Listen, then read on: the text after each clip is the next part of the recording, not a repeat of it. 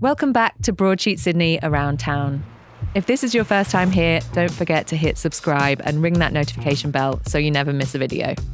I'm Emma Joyce, features editor at Broadsheet, and I'm the host of this audio guide to Sydney. Let's get into it.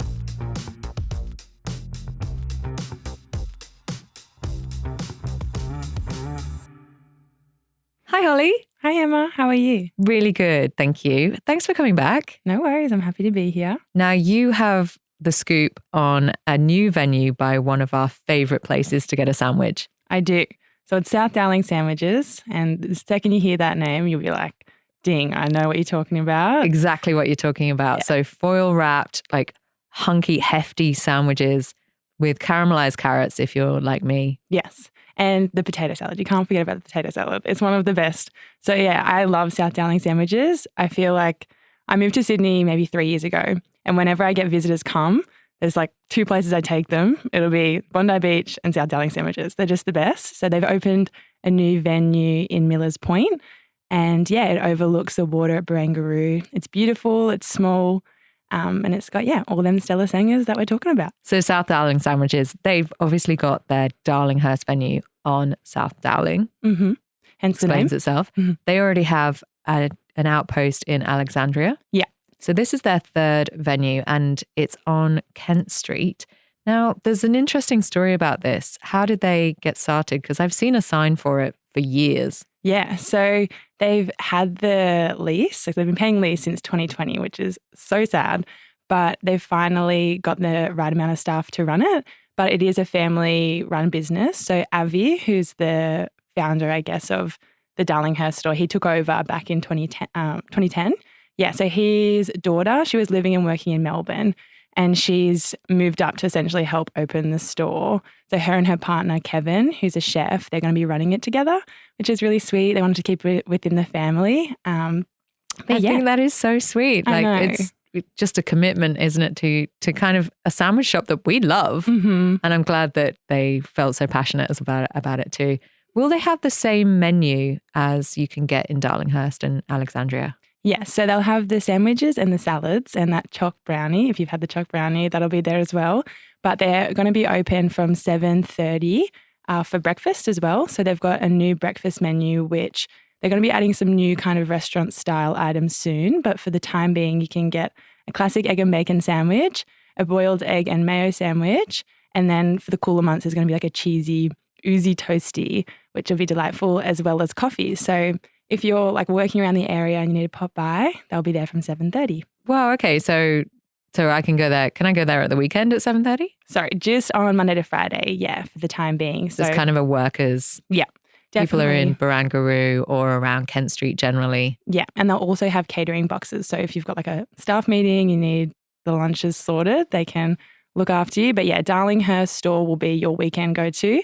But Barangaroo, because it's got, as I said earlier, it's like looking out to the water. So it's where you kind of, if you've got an hour, go there on your lunch break, sit down, unwrap your foil parcel and just take it all in. Yeah. I mean, I can tell how excited you are because it sounds like the perfect lunch break to us. It is.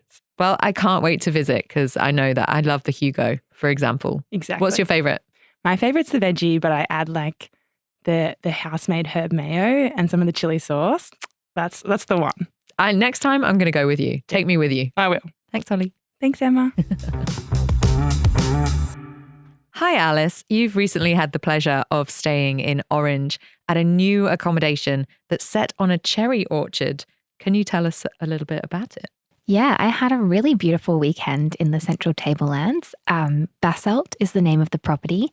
It's just outside the town of Orange, probably about a 10-minute drive from the CBD. And like you said, it's set on a cherry orchard. It's basically 3 studios that have been built into the hillside and overlook all of the cherry trees.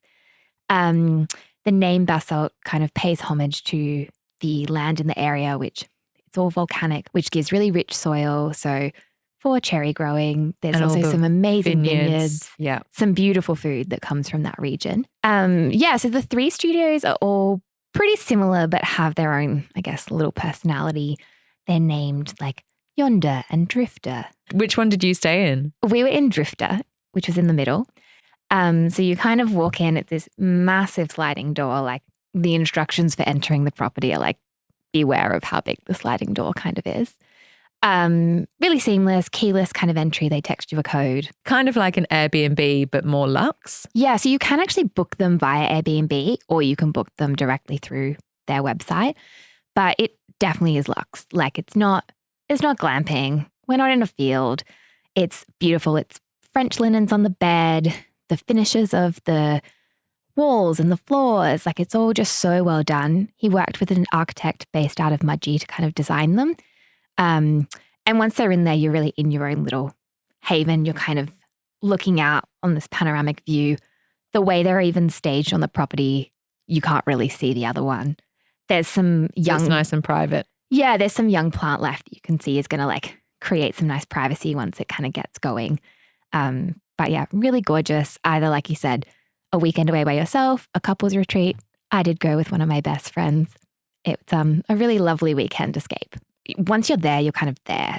You're not really popping into town super easily. So you probably want to take a few bits and pieces with you. Either stop by, depending on what day you go, the farmers markets are on a Saturday morning. Plan your trip around some supplies. There's also a few local businesses that they've partnered with that they can kind of pre-order food. There's a bakery in town called Racine. I think it's like 48 hours before your stay. You can order what you want. It will be in the fridge waiting for you when you get there. It's probably the best bakery in Orange as well. So you're getting that right to your doorstep rather than having to go into town, that's amazing. Definitely sounded like it was a local's favorite. But yeah, so once you're there, you kind of have this seclusion, have this privacy. But like you said, there's so much on the doorstep. There are wineries. There's a really amazing winery called Printhy Wines, run by the Swift family. And they actually have, I think just last year, opened a brand new restaurant and cellar door. But what you can actually arrange is a scenic heli flight. Whoa, I love this. Where the helicopter will come and pick you up from Basalt and take you for a little loop around. Unfortunately, there were some bushfires the weekend we were there, so we steered clear of that path.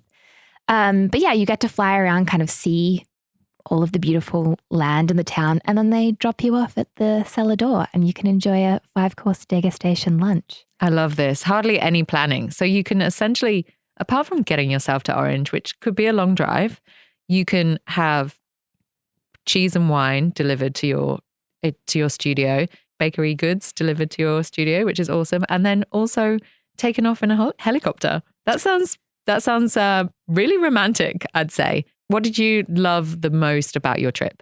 I think getting to experience the beautiful food and wine that's in that region, obviously at Orange, Mudgee, kind of those regional centres in New South Wales have so much to offer. But just the experience itself, the bed was super comfortable. There's this like huge concrete bathtub and these bifold windows that open so you can be in the bath, but you kind of feel like you're outdoors. Oh, that sounds just delightful. And I mean, with that comes the crickets that then got in that we had to catch, but that's okay. It's all part of the rural experience. It is all part of the rural experience. It sounds so beautiful and amazing. Do you have kind of a tip as to when you would go? Would you go in winter? Yeah, so I think they say autumn is actually a really wonderful time to go to experience the region. You definitely could go in winter. There is a fire inside the studio. There's also an outdoor fire pit, so you can get really cozy. You're at about 1,000 meters above sea level. The tablelands kind of rise quite quickly. So even though I was there at kind of the shelf of end of summer, start of autumn, it was 27 in the day, really sunny, but it does drop away at night. I think it's a really nice kind of cozy weather escape. I love this. Thanks so much, Alice. Thanks, Em. And that's all we have time for today. As always, you can keep up to date with what's happening around Sydney at broadsheet.com.au or on Instagram at broadsheet_Sid. I'll be back again next week. Same time, same place. Chat then.